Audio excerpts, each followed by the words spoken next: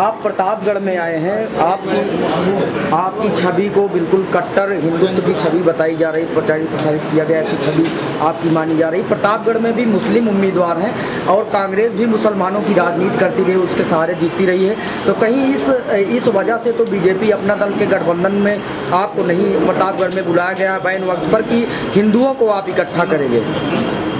देखिए, मैं हिंदुओं को इकट्ठा करना नहीं, हिंदुस्तानियों को इकट्ठा करना आया हूँ और हर हिंदुस्तानी को इकट्ठा होना चाहिए।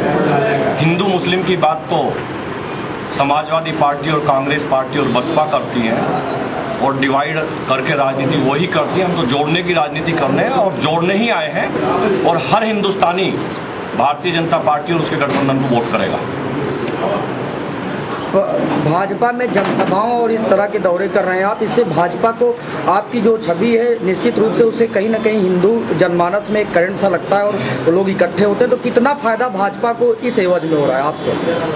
अब ये तो आप लोग जानेंगे। मैं तो भारतीय जनता पार्टी का कार्यकर्ता हूँ और कार्यकर्ता की हैसियत से काम कर रहा हूँ और जाहिर सी बात है कि भारतीय जनता पार्टी की लहर ऐसी है, इतनी लहर है कि 60 से 70 सीट हम यूपी में जीत के आ रहे हैं और निश्चित रूप से कार्यकर्ता जब क्षेत्र में जाते हैं तो फायदा होता है और हम भी यहाँ आए हैं तो कुछ ना कुछ तो फायदा होना चाहिए और वो होगा भी।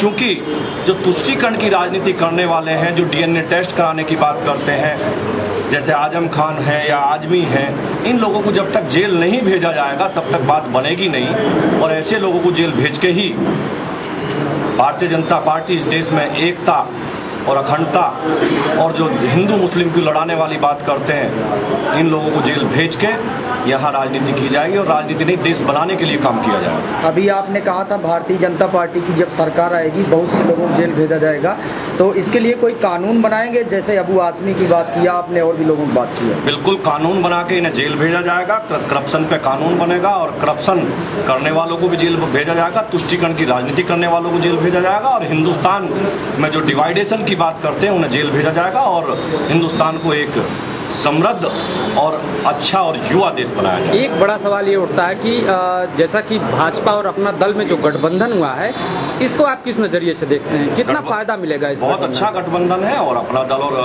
भाजपा का गठबंधन है, ये बहुत अच्छा इसका फायदा मिलेगा और भारतीय जनता पार्टी ने बहुत जगह सब छोटी बड़ी पार्टियों से गठबंधन किया है और सब एक दूसरे को सबको फायदा मिला। अच्छा, एक चीज प्रतापगढ़ में देखने को मिली, प्रतापगढ़ में विधानसभा का उपचुनाव भी हो रहा है जहां भाजपा अपने सिंबल पर लड़ रही, उनके उम्मीदवार हैं और अपना दल के हरिवंश जी भाजपा से संयुक्त हैं, लेकिन पूरे कैंपेन के दौरान ये दिखा कि विधानसभा में आपका कोई लहर नहीं उपचुनाव में, जबकि लोकसभा में बिल्कुल लहर की बात सामने आ रही थी। इसको किस नजरिए से देख रहे हैं? क्या भाजपा यूपी में कुछ नहीं कर पाएगी इस तरह से?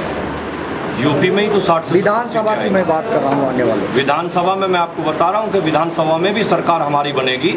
आने वाले समय में जो भी चुनाव होगा यूपी में भारतीय जनता पार्टी की सरकार आएगी और जो उपचुनाव हो रहे हैं मैं दावे के साथ आपको कह सकता हूँ, आप ये मीडिया की उपज है कि लहर नहीं है, वो भी हमारे एमएलए जीत के आ रहे हैं और चुनाव जीत के जाएंगे। संगीत जी, यूपी में सपा सरकार ने जिस तरह किया है कि गुंडागर्दी कौन करते हैं, आप भी जानते हैं कि सपा के ही गुंडे ज्यादा गुंडागर्दी करते हैं। भारतीय जनता पार्टी की सरकार आएगी, इन लोगों को जेल भेजा जाएगा गुंडों को और अच्छा प्रदेश बनाया जाएगा और इस अराजकता से हर आदमी आज परेशान है, हर वो हिंदू हो या मुसलमान हो, हर आदमी परेशान है और चूंकि हिंदू मुसलमान को बांटने का काम समाजवादी पार्टी कर रही है, दंगे कराने का काम कर रही है, चूंकि 2 साल में 150 दंगे ये पार्टी करा चुकी है और हर आदमी आज की तारीख में विकास चाहता है, किसान अपनी फसल का दाम चाहता है, व्यापारी सुरक्षा चाहता है और व्यापार चाहता है और सड़क होनी चाहिए, बिजली होनी चाहिए, पानी होनी चाहिए।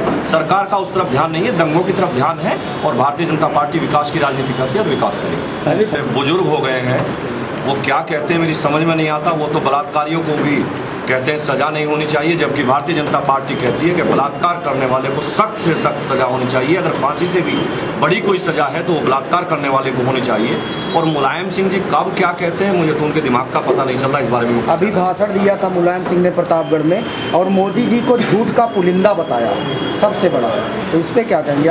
इसी से पता चलेगा कि उनकी हताशा क्या है और जिसे वो झूठ का पुलिंदा बताते हैं आज देश में उसकी लहर है और गुजरात में 3 टर्म से वो मुख्यमंत्री हैं और ये मुलायम सिंह जी की बौखलाहट है और समाजवादी पार्टी की बौखलाहट है। ये सब इस तरीके के शब्द वो अपनी बौखलाहट में बोल रहे हैं, बाकी कुछ नहीं। Thank you.